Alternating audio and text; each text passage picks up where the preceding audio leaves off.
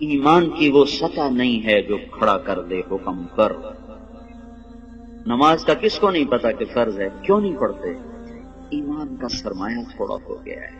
پردے کا کس کو نہیں پتا کہ مسلمان عورت کے لیے پردہ فرض ہے، عین ہے، کیوں نہیں پردہ ہو رہا؟ سرمایہ کوئی نہیں، پیسے کوئی نہیں، اور پیسے سے چیز خریدی جاتی ہے، ایمان سے چیز خریدی جاتی ہے، اطاعت ایمان سے آتی ہے، کیوں پردہ اٹھ گیا؟ ایمان کی حرارت۔ ایک عورت جب 5 ہجری میں پردے کا حکم آیا تو رات کو حکم آیا، کسی کو پتا چلا کسی کو نہیں چلا۔ فجر کی نماز میں عورتیں بھی آتی تھی مسجد میں، ایک الگ جگہ بنی تھی۔ جب ایک خاتون آئی، دیکھا تو ساری عورتیں پردے میں چادروں میں چھپی، تو تمہیں کیا ہوا؟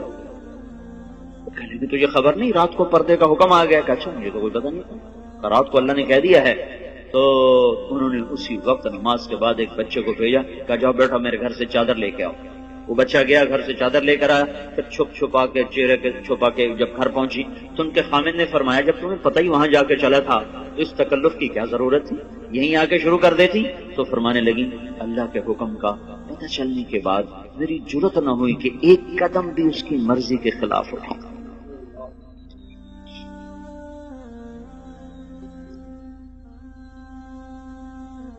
اب چونکہ ایمان کی حرارت ہے نہیں، ایمان کی طاقت کمزور ہو چکی ہے، تو ہیلے بہانے اور لچر عذر۔ حضرت فاطمہ رضی اللہ تعالیٰ عنہ کا انتقال ہونے لگا تو اپنی خادمہ سے کہا، حضرت علی موقع پر موجود نہیں تھے، کہا کہ غسل کا پانی رکھا، انہوں نے پانی رکھا، انہوں نے غسل فرمایا کہ میرا فلاں جوڑا نکالا، کا چارپائی میری بیچ میں کر دی، انہوں نے کمرے کے بیچ میں چارپائی کر دی، ایسے لیٹی قبلے کی طرف منہ کر کے کہنے لگی میں مرنے لگی ہوں، علی سے کہنا میرا غسل ہو چکا ہے، میرا کوئی کندھا بھی نہ ننگا کرے، میرا کوئی نہ سطر کھولے، میں نہا چکی ہوں، میرا غسل ہو چکا ہے۔ ان کو مرنے کے بعد بھی یہ فکر ہے کہ میرا کندھا ننگا نہ ہو۔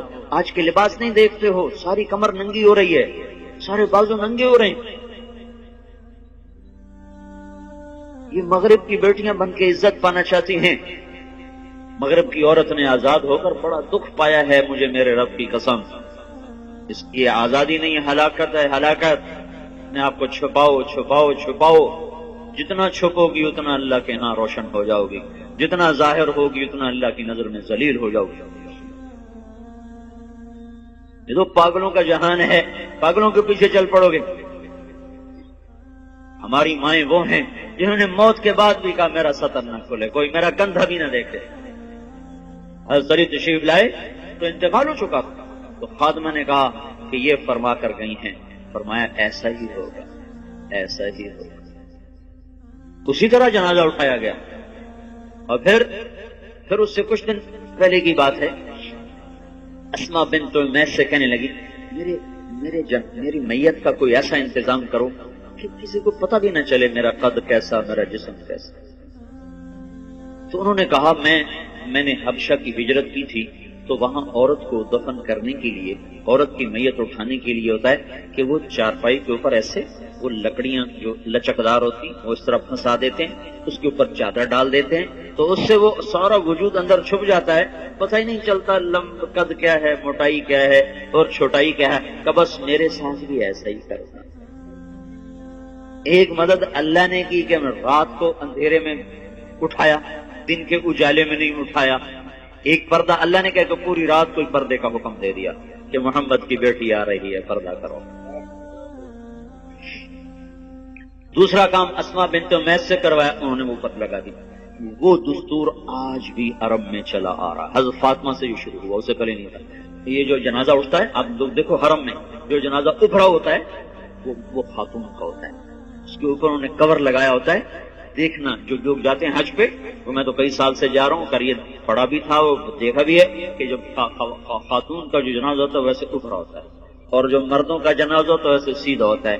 وہ ایسے اونچا کیا ہوتا ہے تاکہ یہ عورت کس قد و قامت میں ہے وہ بھی پتہ نہ چلے۔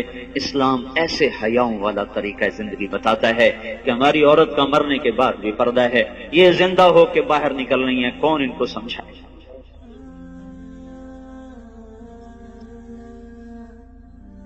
ہاں ہائے، تبلیغ اسی زندگی کو سیکھنے کا کام ہے، یہ پاک زندگی، یہ پاکیزہ زندگی، اس کو لے کے در در گھر گھر پھرنا، لوگوں کی خیر خواہی میں، ان کو اللہ کے ساتھ جوڑنے میں، دھکے کھانا، لوگوں کی منتیں کر کے ان کو اللہ رسول کی ترتیب زندگی سمجھانا بتانا، یہ ہے تبلیغ کا کام۔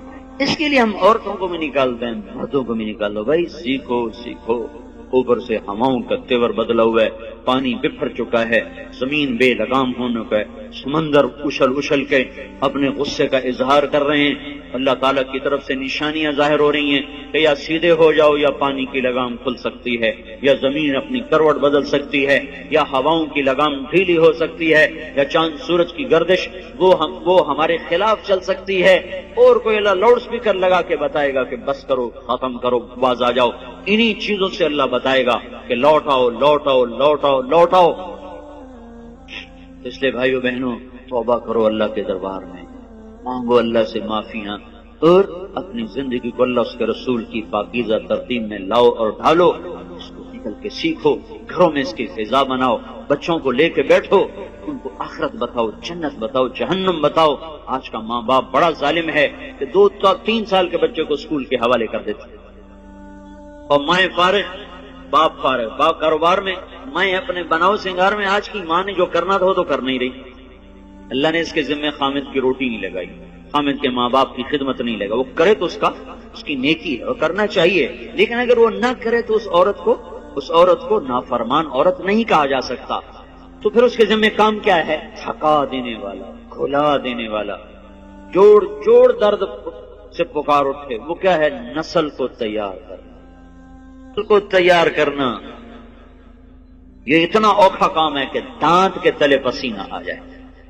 جو مائیں کرتی نہیں ہے، وہ اپنی طرح جنگل کے پودے کی طرح جوان ہوتے ہیں، جوانوں جب ایسے آنکھ دکھاتے ہیں تو پھر ماؤں کے کلیجے پاڑتے ہیں۔ جب بیٹی آگے سے بولتی ہے تو ماؤں کی راتوں کی نیند اڑتی ہے، اسے سمجھایا کب تھا، اسے ٹائم کر دیا تھا، بچوں کے ساتھ کب بیٹھے تھے۔ مدرسہ تربیت کی جگہ نہیں ہے، نہ خانقاہ تربیت کی جگہ ہے، نہ تبلیغ تربیت کی جگہ ہے۔ سب سے بڑی اور سب سے طاقتور تربیت کی جگہ ماں کی گود ہے اور باپ کا سایہ ہے۔ ماں نے گود خالی کر کے ٹیوٹر کے حوالے کر، ٹیوٹر کے پیٹ سے نکلا ہے کہ تمہارے پیٹ سے نکلا ہے؟ ہاسٹل میں 11 سال کا تھا، میرے باپ نے مجھے ہاسٹل میں ڈالا۔ چھوٹے چھوٹے بچوں کو ہاسٹلوں میں دھکا دے دیا، فارغ تو وہ جنگلی جانور کی طرح اور جنگل کے کانٹے دار جھاڑی کی طرح وہ پروان چڑھتے ہیں، انہیں کیا خبر کہ ماں کیا ہے، باپ کیا ہے۔ تو اللہ کا احسان ہوا، تبلیغ کا کام چلا اور اللہ تعالیٰ نے ہمیں راہیں سجھا دی، دکھا دی۔ اپنی اولاد کے لیے وقت نکالو، گھروں میں بیٹھو، صحابہ کی سیرت پڑھو، حضور کی سیرت پڑھو، جنت جہنم کے واقعات سنو، پڑھو، سناؤ، ان کے معصوم ذہنوں میں ڈالو، تو آگے جب چڑھیں گے، پروان چڑھیں گے تو کچھ اپنے اوپر پھلدار ہو کر وہ نکلیں گے، ورنہ تو وہ کانٹے دار جھاڑیاں بنیں گے، کانٹے دار۔ سے وقت دو، اپنے آپ کے لیے وقت نکالو، اپنی نسل کے لیے وقت نکالو، اپنے گھروں کو مسجد بناؤ، گھروں کو مسجد بناؤ۔ زبان کا بول بڑی طاقت رکھتا ہے، زبان کے بول میں اللہ نے اثر رکھا ہے۔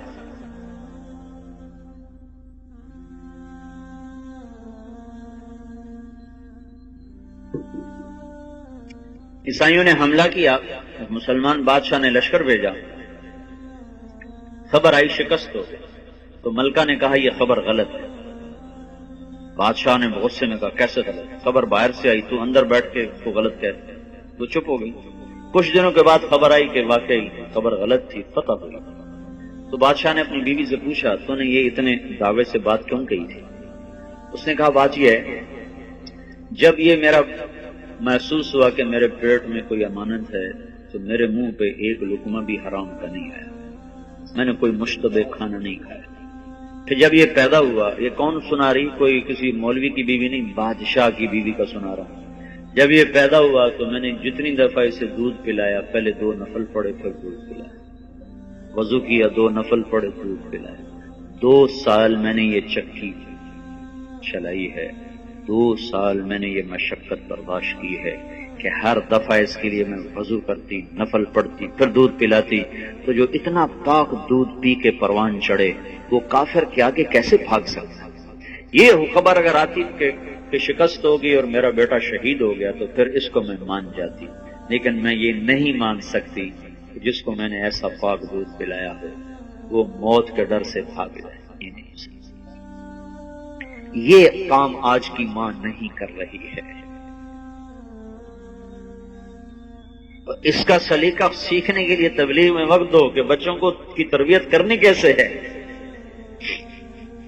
اور گھر کی زندگی کو جنت کیسے بنانا ہے. اس لیے بھائیوں بہنوں، پچھلی پہ توبہ کرو، اگلی کے لیے تیاری کرو، اپنے گھروں کو مسجد کا ماحول دو، اپنی زندگی میں پردے کو داخل کرو.